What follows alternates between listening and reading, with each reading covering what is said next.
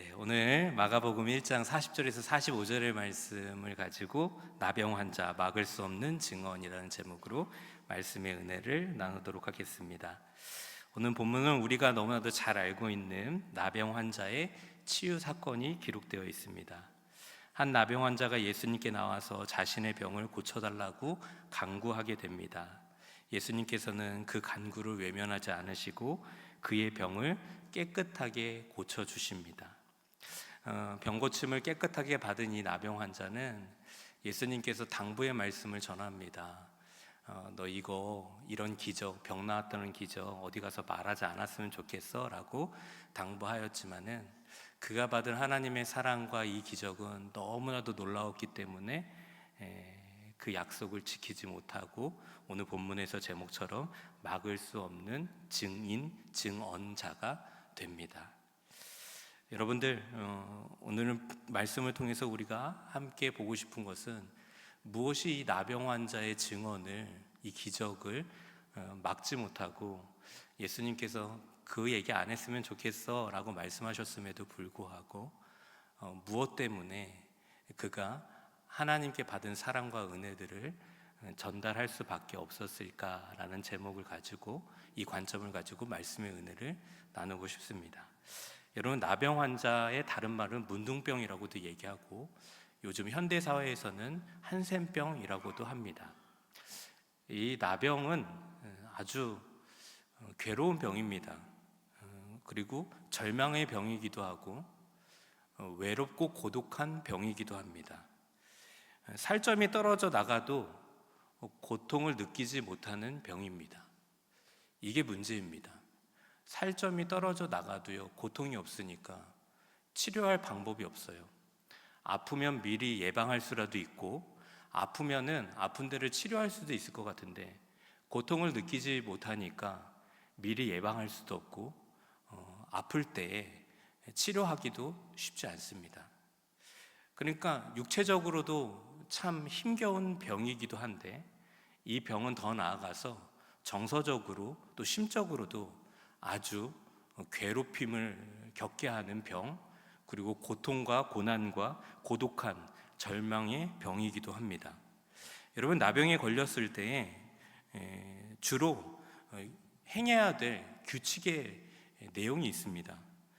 그 첫 번째가 무엇이냐면 옷을 찢고 머리를 풀어 헤치면서 내가 제정신이 아니다, 내가 병들었다는 것을 드러내야 합니다. 그리고 입을 가리고 다녀야 됩니다. 왜냐하면 전염될 수 있기 때문이죠. 그리고 사람들에게 부정하다 먼저 알려야 합니다. 그리고 공동체나 가정 안에 속할 수 없습니다. 왜냐하면 공동체나 가정 안에 속하게 되면 그 병이 전염될 수 있기 때문이죠. 그러니까 사람한테 가기 전에 나는 나병 환자다, 나는 부정하다라고 먼저 선포해야 돼요. 이렇게 선포하면 오던 사람도 도망갑니다. 그러니까요, 심리적으로도 참 외로운 사람이었습니다. 병들었을 때 육체적으로도 참 외롭고 부정하기 때문에 그 어느 누구도 이 사람을 받아줄 수 있는 사람들이 가족조차도 없었다는 것입니다.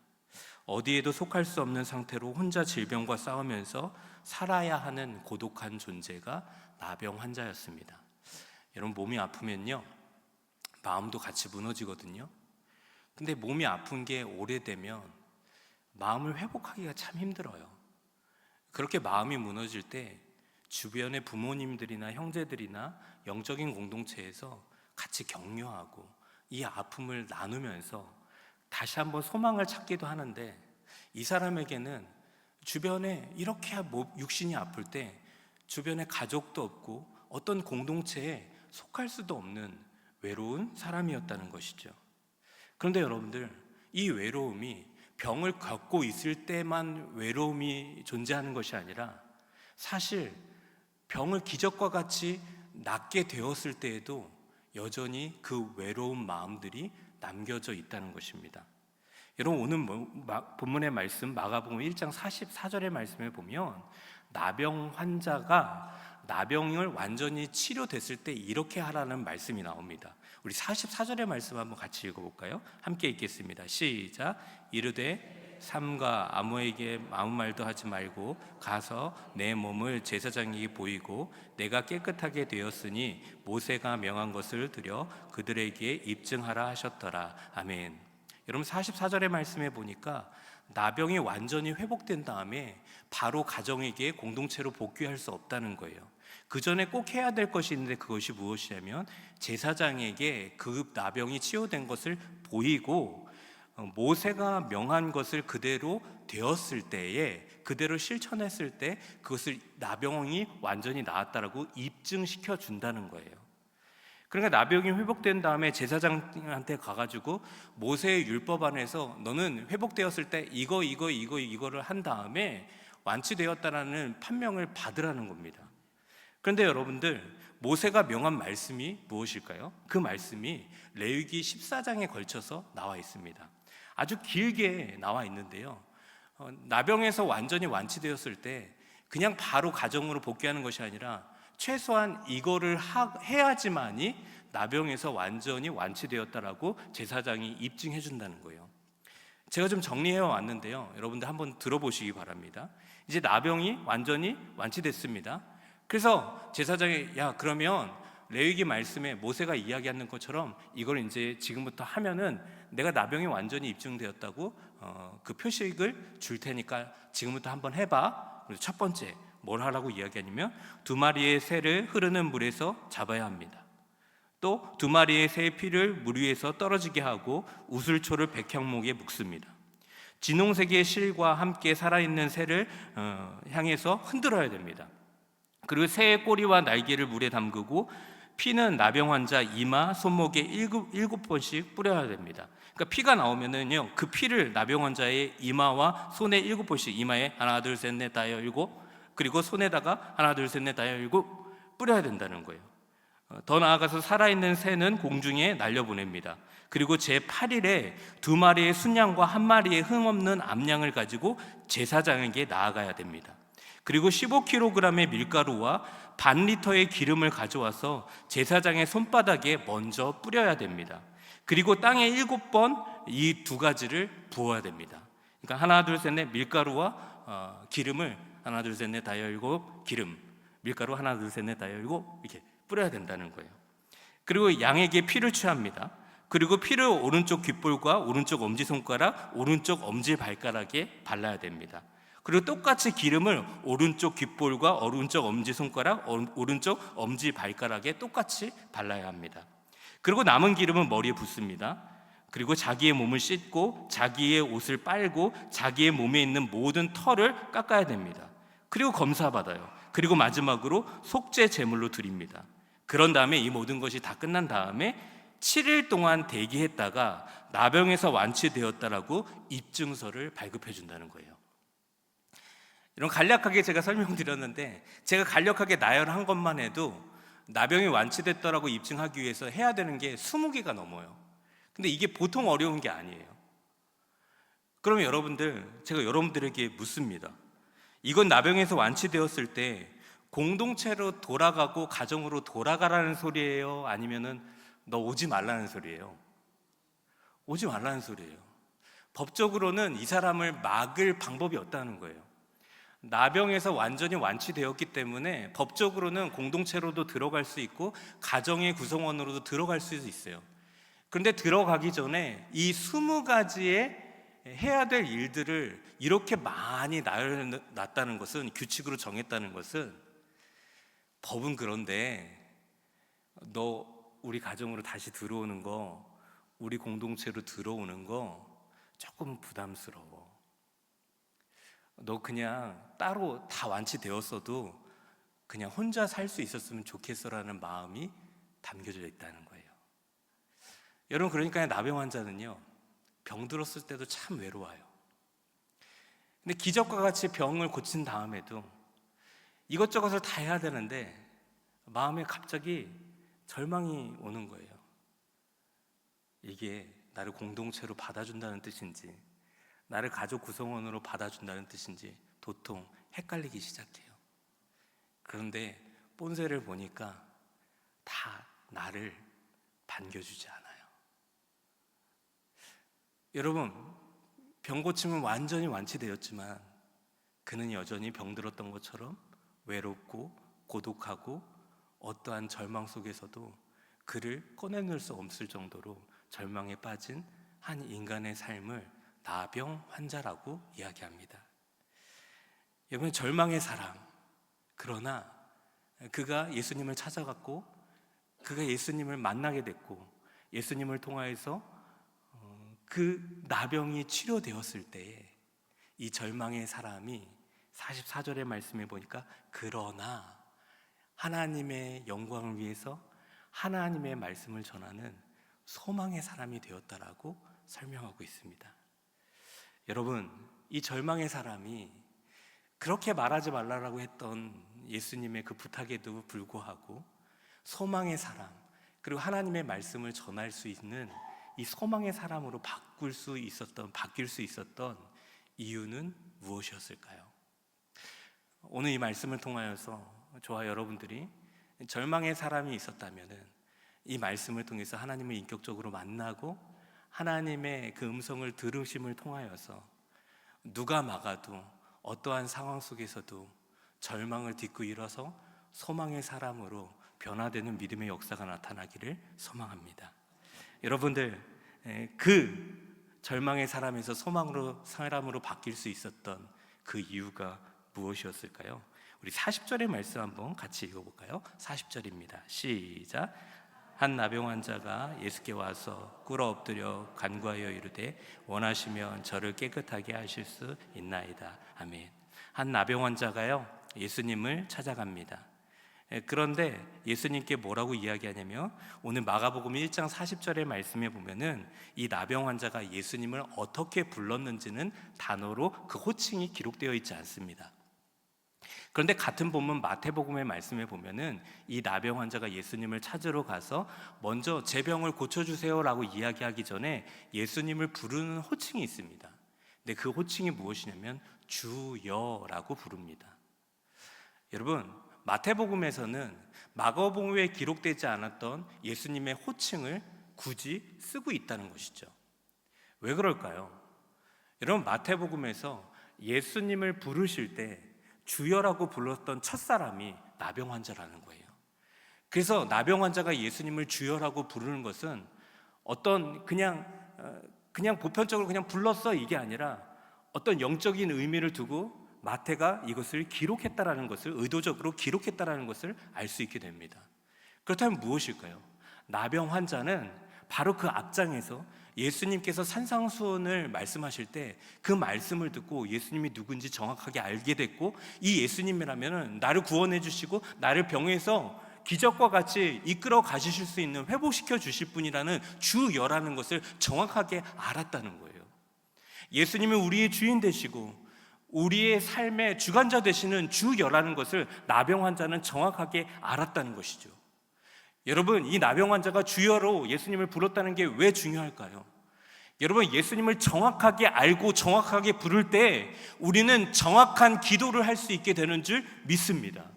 여러분, 우리의 기도가 참 중요합니다. 하나님께 기도를 드릴 때 우리는 늘 기도의 내용이 중요하다고 생각해요. 그런데 여러분들, 기도의 내용을 결정하는 것은 그 기도의 내용을 하기 전에 우리가 제일 처음에 하나님께 부르짖죠.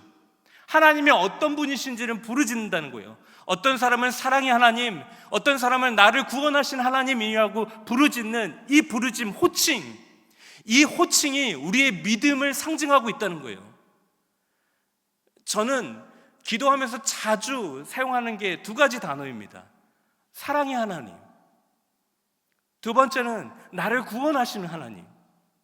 그래서 세 번째, 영원에서 영원까지 그 사랑의 하나님이, 나를 구원하신 하나님이 영원에서부터 영원까지 인도하시는 하나님. 저는 주로 기도를 할 때 이 세 가지 단어를 많이 써요. 왜 그럴까요?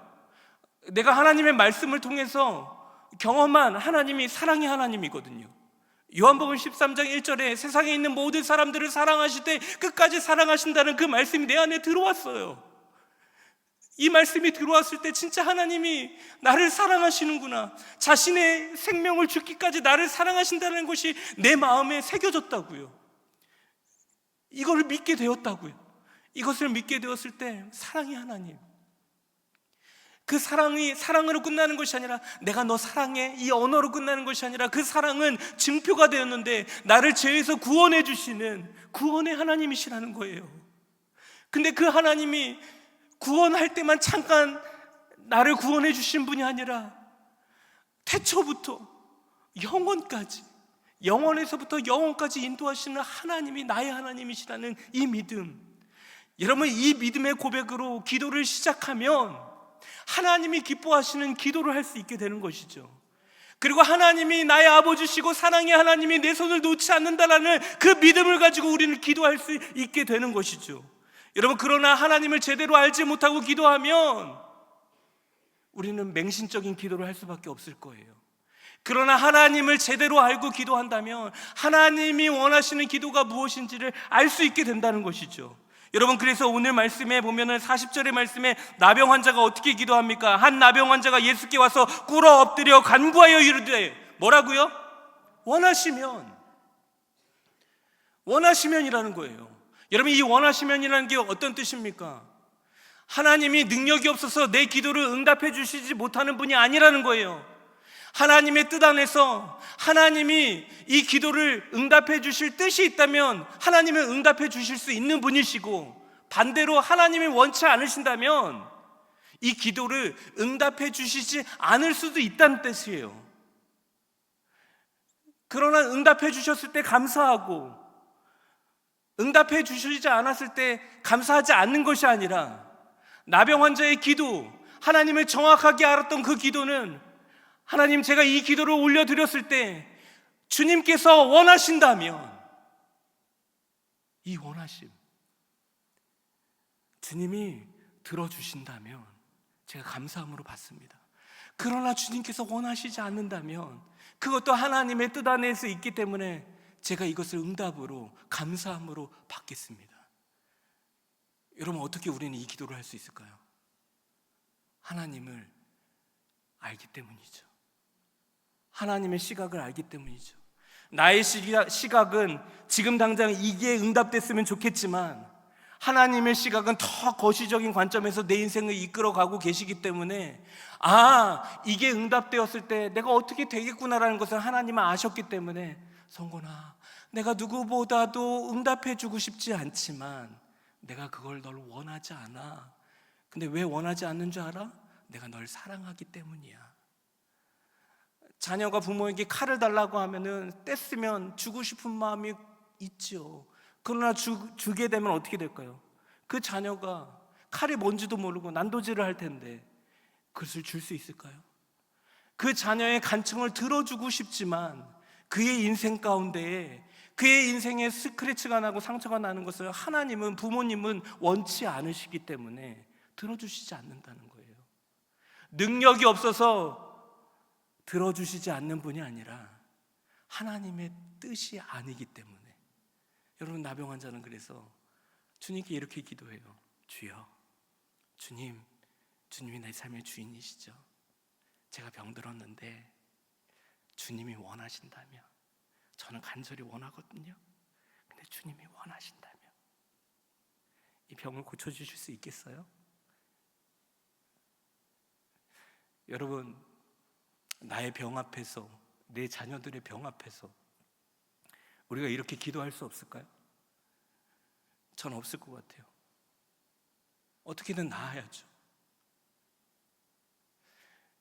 저도 이렇게 설교를 하지만 너가 만약에 그 일을 겪었을 때 너 그렇게 기도할 수 있니라고 했다면 저도 못할 것 같아요.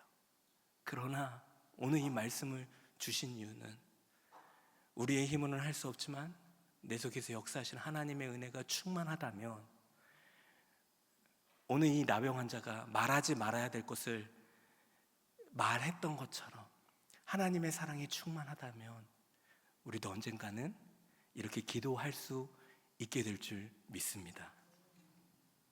여러분들, 이렇게 기도했더니요, 예수님께서 이 나병 환자의 간청을 듣자 이렇게 응답해 주십니다. 우리 41절과 42절의 말씀이요, 우리 함께 읽겠습니다. 시작.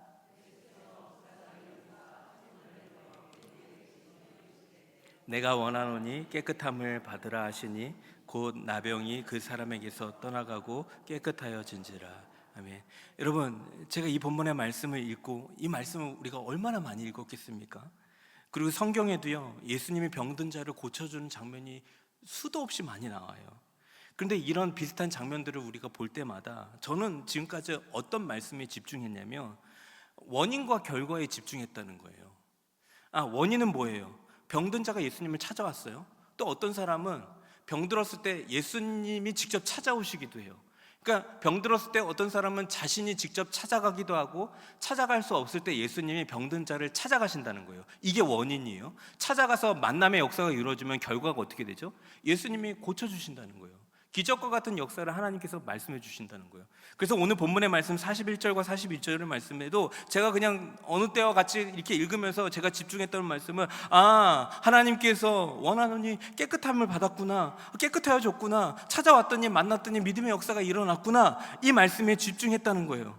그런데 오늘 이 말씀, 이 나병 환자가 이 깨끗함을 받은 다음에 이렇게 절망적인 상황에서도 하나님의 소망의 사람으로 바뀔 수 있었던 것은 단순히 이게 아니었다는 거예요. 깨끗함을 입는 과정 속에 그의 마음 속에 놀라운 하나님의 터치하심과 마음을 만지는 하나님의 강력한 임재가 있었다는 것을 알게 됩니다. 그것을 제가 세 가지로 분류해서 한번 말씀드려보고 싶은데요, 그 첫 번째가 뭘까요? 우리 41절의 말씀 한번 같이 읽어볼까요? 41절입니다. 시작.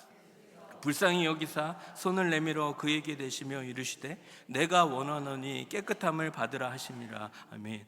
여러분, 41절에 주님, 제가 병들었습니다. 제가 이 병을 주님께서 낫기를 원합니다. 그런데 주님이 원하신다면 이 병을 좀 낫게 해주세요 라고 기도했더니 예수님께서 응답해 주시는 거예요. 근데 뭐라고 응답해 주시냐면 노란색 글씨, 내가 뭐 한다고요?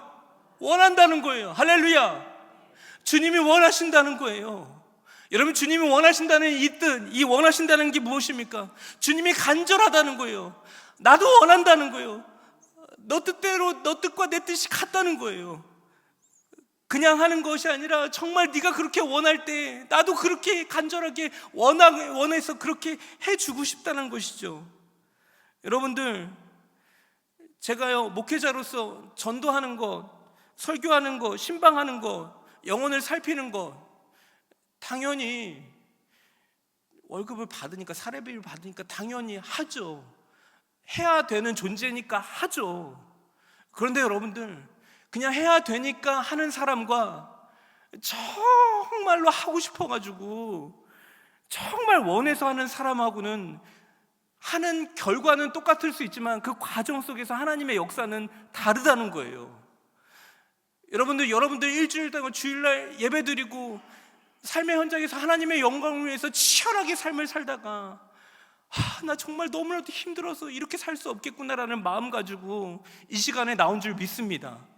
그러면 제가 수요 예배 설교를 준비하면서 또 내가 설교야 그러면서 이거를 해야 하니까, 내 순서니까 해야지가 아니라, 하나님, 우리 사랑하는 성도님들이 치열하게 삶의 현장에서 그리스도의 영광을 위해서 살아가는데 하나님 은혜가 필요합니다. 한 번의 찬양, 우리 박마리 원사님과 샬롬 찬양대가 하는 찬양, 이 한 번의 찬양을 통하여서 하나님이 이들이 하나님의 임재를 느끼기를 원합니다. 할렐루야.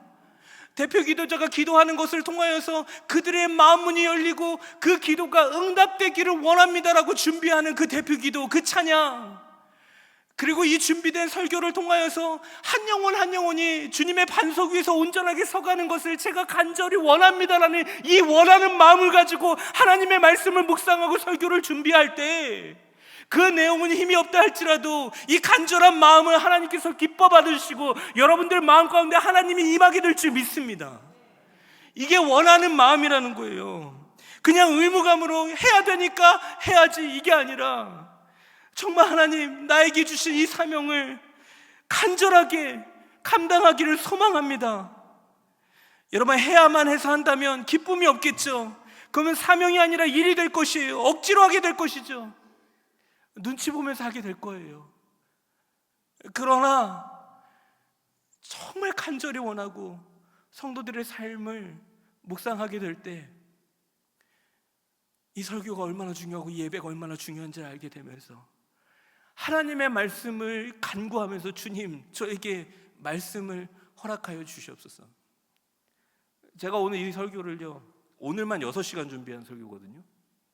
아침 9시 출근해가지고 담임목사님하고 잠깐 회의하고 9시 45분에 독방에 들어가가지고 밥도 안 먹고 준비해가지고 딱 나와보니까 3시 반이더라고요. 그렇게 해갖고 했는데 이게 힘들었을까요? 물론 힘들죠. 그러나 하나님, 이 말씀을 통해서 우리 성도님들이 살아나기를 소망합니다라고 원하는 그 마음들이 있을 때 하나님께서 역사하신다는 것이죠.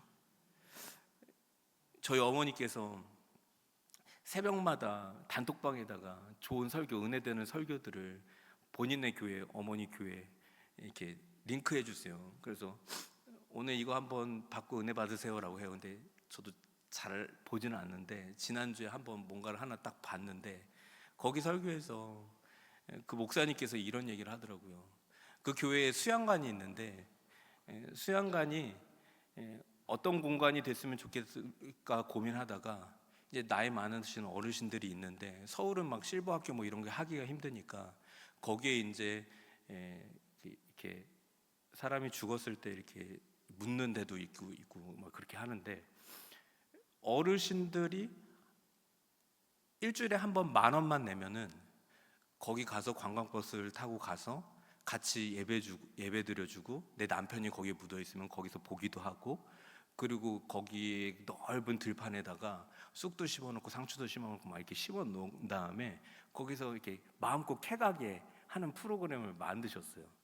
근데 밥도 주죠, 차도 태워도 주죠, 예배도 드리죠, 헤어진 남편도 볼 수 있죠. 저희 어머니 같은 경우에는. 그러니까 일석이조인 거예요. 그래서 10,000원을 내고 항상 가셔요. 근데 이 상추를 하도 많이 캐가니까 모자라는 거예요. 그래갖고 담임 목사님께서 부교육자들을 다 데리고 가갖고 한날 날을 잡아갖고 데리고 가고 상추 모종을 엄청 사갖고 와갖고 이거를 이제 분배해가지고 너는 이쪽 너는 저쪽 이렇게 해갖고 심으라고 한 거예요. 근데 이제 막 열심히 심고서 이제 해 떨어질 때 되니까 다음 사역을 위해서 이제 가자 하고 가다가 혹시나 뭐가 잘못됐을까 해서 담임 목사님이 부교육자들을 다 보내고 혼자 점검하러 갔는데 상추 모종 심어놓는 저 끝에 상추 모종이 그대로 있는 대로 다 갖다 버리고 상추 모종을 다 아무렇게나 심어놓고 밟아놓은 거예요. 그러니까 하기 싫은 걸 와서 했다는 뜻이죠.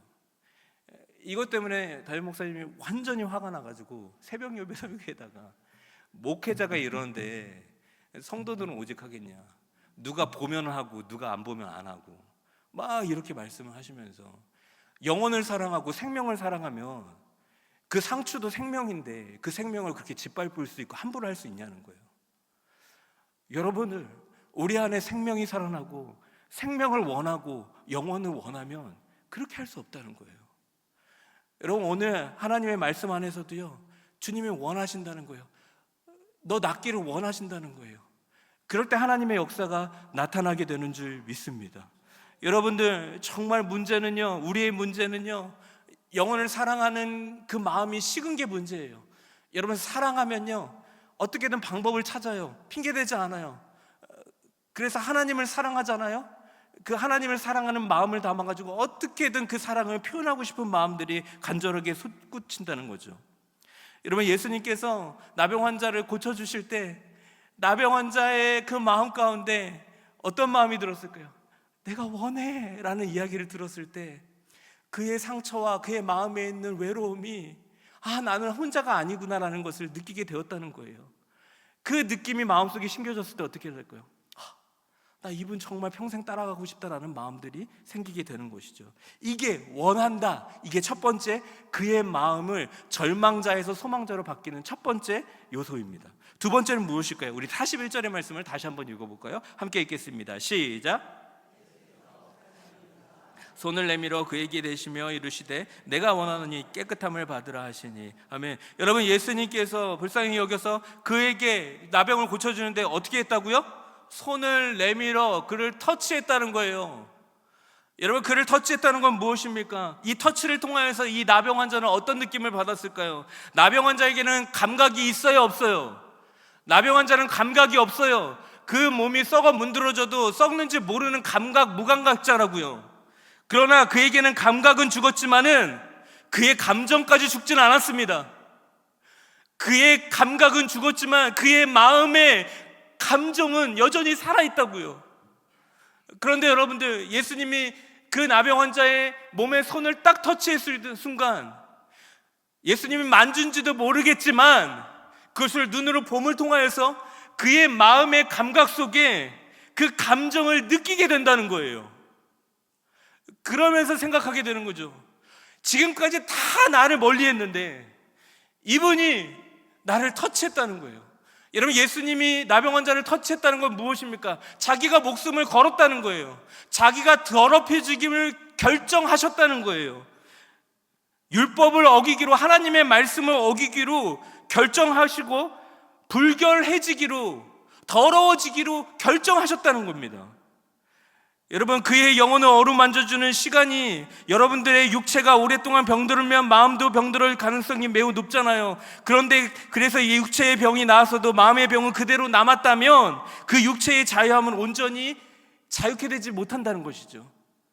육체의 병은 나았어요.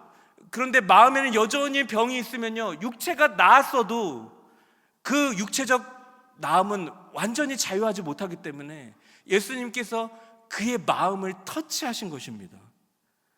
여러분, 터치라는 제목의 책이에요. 이런 말이 있어요.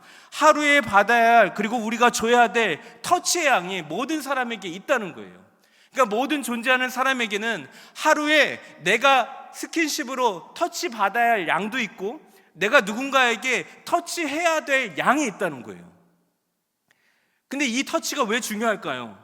왜냐하면 이 터치를 통해서 사람의 뇌파와 호흡과 심장 박동에 긍정적인 영향을 줘서 스트레스와 불안을 줄여주고 사람을 회복시켜 주고 성장시켜 준다는 거예요. 그러니까 여러분, 이 터치, 제가 그래서 오늘 말씀드렸잖아요. 인사할 때 하이파이브도 해보고 악수도 해보자고요. 이 터치를 하는 순간에 우리 안에 있는 사람의 뇌파와 호흡과 심장 박동에 긍정적인 영향을 줘서 우리를 회복시키시고 우리를 살리신다는 거예요. 이 터치가. 예수님도 마찬가지였어요. 이 터치를 통하여서 하나님의 그 크신 사랑과 그 크신 은혜가 그의 마음속에 깊이 잠들게 되는 것입니다. 여러분들, 우리의 신앙의 목적은 무엇입니까? 대부분의 신앙인들은 내가 거룩하고 내가 정말 깨끗하다는 것을 자랑하면서 사는 것이 우리의 신앙의 목적이라고 생각해요. 내가 목회자니까 정말 저는 깨끗하게 살았어요. 전 정결하게 살아요. 저는 성결하게 살아요. 제가 얼마나 제 삶이 구별된 줄 아세요, 여러분들? 저는 그래서요, 보통 목회자가 아니에요. 성직자예요, 성직자. 우리는 이런 걸 자랑한다고 생각해요. 그러나 여러분들, 하나님께서 정말 기뻐하시는 것은 우리가 정결하고 깨끗한 것이 아니라, 우리가 때로는 더러워질 수 있지만, 우리의 손이 정말 더럽고 추악할 수 있지만, 하나님이 기뻐하시는 손은 깨끗한 손이 아니라 내 손이 더러워질지라도 사람을 살리는 손, 사람을 회복시키는 손. 그래서 하나님께서 우리에게 손을 주셨다는 거예요. 우리의 신앙생활의 목적은 깨끗해지는 것이 목적이 아니라 이 깨끗함을 가지고 내가 더러워질지라도 하나님의 사명을 이루고 누군가를 살리는 것이 우리의 사명인 줄 믿습니다. 여러분들, 예수님이 십자가에서 깨끗한 손으로 돌아가셨습니까? 양을 지키는 목자의 자격 조건은 무엇입니까? 몸에 식스팩 있는 사람이요? 아니요. 양을 지키는 목자의 자격은요, 몸에 제일 상처가 많은 사람들을 목자로 뽑는다는 거예요. 왠지 아세요? 그 양을 맹수로부터 지키기 위해서, 맹수가 양을 괴롭힐 때, 잡아먹으려고 할 때 목자는 그 맹수하고 싸우는 거예요. 싸우다 보면 어떻게 해요? 상처가 나요. 손에도 상처가 나고 피가 철철 흐릅니다. 그래서 목자를 뽑을 때 1순위가 잘생기고 식스팩이 있고 근육질이 있는 사람이 목자가 1순위가 아니라, 목자를 뽑는 1순위는 몸에 상처가 제일 많은 사람이라고 얘기해요. 여러분, 우리의 목자 되신 예수 그리스도가 우리를 구원하시기 위해서 십자가에서 깨끗한 손으로, 깨끗한 몸으로 돌아가시지 않았어요. 그는 처참하게 돌아가셨어요. 모든 피와 모든 땀을 다 흘리셔서 손이, 뼈가 다 으스러질 정도로 우리를 구원하셨다고요. 그렇게 우리를 터치하셔서 우리를 생명 가운데 인도하신 것이 오늘 예수님이 나병 환자를 터치한 그 터치와 동일하게 되는 줄 믿습니다. 여러분, 깨끗한 손을 가지는 것이 우리 인생의 목표가 아니라 때론 위험한 일이지만 해야 할 일을 할 수 있는 용기, 그것이 오늘 예수님이 나병 환자에게 보여주신 위험한 터치의 모습이었다는 것이죠. 여러분, 터치하세요. 가정에 가서도 터치하세요. 요즘엔 참 아쉬워요. 이상한 사람들이 많아서 성추행으로 많이 고발되니까 터치하기가 쉽지 않아요. 제가 청년들을 보면 정말 끌어안고 기도하고 싶은 청년들이 많고, 아픈 청년들을 보면 정말 기도를 간절히 하고 싶은데요, 이 터치도 조심스러워요. 그래서 양해를 구하고, 내가 너를 위해서 기도해 줄게, 잠깐 손 얹어도 되겠니? 라고 물어보고 기도해요. 근데 마음은요, 정말 간절하게 끌어안고 기도하고 싶은데, 그러면 요즘에는 이상한 시대가 됐어요. 그래서 못해요. 근데 여러분들, 가족끼리는 할 수 있잖아요. 끌어안고 기도하고 같이 터치해주면서 우리의 영혼이 나병 환자를 살렸던 것처럼 그런 귀한 믿음의 터치가 일어나는 믿음의 가정과 믿음의 공동체가 되기를 소망합니다. 마지막 세 번째, 절망의 사람에서 소망의 사람으로 바뀌게 했던 그 세 번째의 요인은 무엇이었을까요? 다시 한번 41절의 말씀 읽어보겠습니다. 함께 읽겠습니다. 시작. 그에게 대며 이르시되 내가 원하노니 깨끗함을 받으라 하시니. 아멘. 여러분, 예수님께서 그 나병 환자를 어떻게 여겼다라고 얘기하죠? 불쌍히 여겼다는 거예요. 여러분, 주님이 나병 환자에게 손을 대셨던 이 행동은 외적인 행동이었어요. 그리고 원한다라고 하는 것도 외적인 언어였습니다. 그러나 이 외적인 언어와 이 외적인 행동을 만들어가는 내적인 동기가 있었어요. 그러니까 이 세 개 중에서 가장 중요한 건 이 세 번째예요. 근데 그것이 무엇이냐면은 내적인 동기, 이 모든 행동을 원하고 그를 터치했던 그 행동을 만들어가는 내적인 요인이, 예수님은 그 영혼을 불쌍히 여겼다는 거예요. 생명을 불쌍히 여기고 영혼을 불쌍히 여기는 그 마음에서 그 터치가 나오고 나도 간절히 원해 라는 언어가 나온다는 거예요. 여러분, 불쌍히 여기다라는 같은 단어는 우리가 잘 알고 있는 긍휼이라는 단어예요. 여러분, 긍휼은 무엇일까요? 불쌍히 여기다, 긍휼, 이 단어의 뜻이 라함인데 이 라함의 어원이 자궁 모태예요. 그러니까 여러분을 불쌍히 여긴다는 게 그냥 동정심이 아니라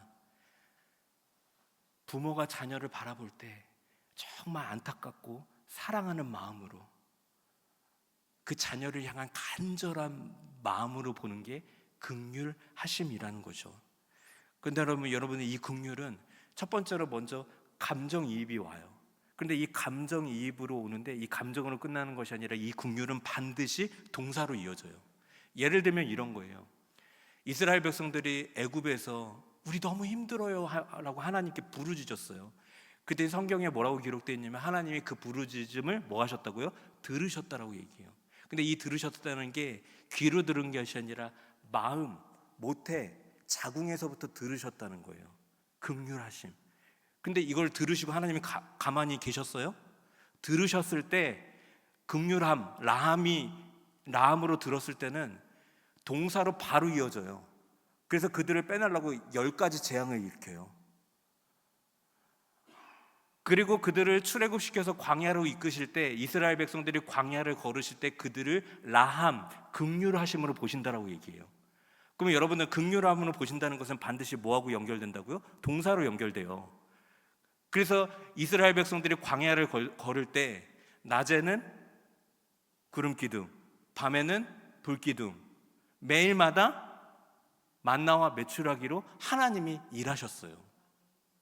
그들이 걷기 위해서 이스라엘 백성들이 한 게 하나도 없어요. 그들이 먹기 위해서 이스라엘 백성들이 한 게 하나도 없어요. 광야 가운데 이스라엘 백성들이 광야를 걷고 있을 때 누가 제일 바빴을까요? 하나님이 제일 바빴어요. 하나님이 다 하셨어요. 근데 이 하신 일의 동기는 뭘까요? 그의 마음 가운데 라함이 있었다는 거예요. 여러분, 그래서 우리의 마음 가운데 라함, 예수님의 긍휼하심이 들어오잖아요. 반드시 바뀌어지는 행동이 나와요. 오늘 본문의 말씀에서도 이 나병 환자가 예수님을 전하지 않고는 살 수 없는 그 간절한 마음이 어디서부터 왔을까요? 그의 마음 가운데 긍휼함이 다운로드 됐거든요. 그랬더니 가만히 있을 수가 없는 거예요. 그래서 사도 바울도 디모데전서 1장 13절의 말씀에 이렇게 고백합니다. 우리 함께 읽어보겠습니다. 시작. 내가 전에는 비방자요 박해자요 폭행자였으나 도리어 긍휼을 입은 것은 내가 믿지 아니할 때에 알지 못하고 행하였음이니라. 여러분, 13절의 말씀이 뭐예요? 나는 주님을 만나기 전에는 비방자요 박해자요 폭행자였다는 거예요. 그러나 내 인생 가운데 주님의 긍휼하심이 다운로드 된 이상부터 내 삶이 주님을 위해서 바뀌는 믿음의 역사의 삶을 살아가게 됐다는 거예요. 할렐루야. 여러분, 이게 바로 하나님의 긍휼하심의 은혜인죠. 그래서 에베소서 2장 4절에서 7절의 말씀에 긍휼을 이렇게 설명합니다. 우리 말씀은, 마지막 말씀은 한번 읽어보겠습니다. 시작.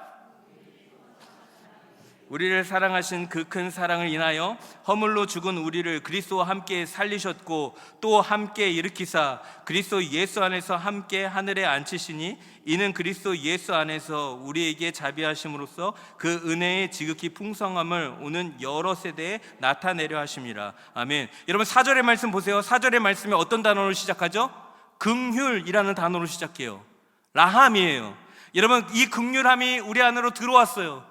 부모 같은 그 사랑이 우리 안으로 들어왔다고요. 그럼 반드시 이 감정이 무엇으로 이어진다고요? 동사로 이어져요. 5절의 말씀 살리셨고, 6절의 말씀 일으키셨고, 6절의 하반절의 말씀 앉히셨고, 7절에 나타나게 하려 하심이니라. 아멘. 여러분, 그런데 이게 어떻게 돼요? 이 바로 동사 앞에 동일한 전치사가 하나 있어요. 그 전치사가 뭐냐면 5절의 말씀 살리셨고의 그 앞에 함께가 있어요. 그리고 6절의 동사 일으키사 동사 바로 앞에 함께가 있어요. 안치사 앞에도 함께가 있어요. 7절의 말씀 그리스도의 영광을 나타나게 하실 때 예수 안에서 나타나게 하신다는 거예요. 여러분, 이 말이 뭐예요? 예수 그리스도의 긍휼하심이 내 안에 들어오잖아요. 그러면은 주님이 긍휼하심이 내 안에 들어올 때 주님이 잠깐 줬다가 나가시는 분이 아니라 우리 안에 계속 내주하고 계신다는 거예요. 근데 내주하고 계신 분이 어떤 분이시냐면은 나를 이렇게 세우시는 분, 나를 나타나게 하시는 분, 나를 살리시는 분. 여러분들, 일으켜 세우실 수 있는 분은 누가 일으켜 세울 수 있을까요? 같이 넘어져 있으면 못 일으켜 세워요. 넘어진 사람을 일으켜 세울 수 있는 사람은 일어서 있는 사람만 일으켜 세울 수 있어요.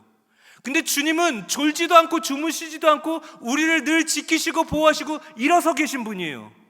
내 인생 가운데 넘어지고 자빠지고 쓰러지고 어떻게 살지 모를 때 하나님이 찾아오셔서 나에게 라함, 이 라함을 받으라 라고 말씀하셨을 때 이례적으로 주는 것이 아니라 내 안에 내주하고 계시고 함께하고 계셔서 일으켜 세우신 일어서 있는 예수님이 내가 누워있을 때 세워주시고, 내가 자빠져 있을 때 나를 앉히시고, 내가 연약해서 그리스도의 영광을 위해 살아갈 수 없을 때에 나를 통하여서 주님이시니까 주님을 나타나게 하신다는 거예요.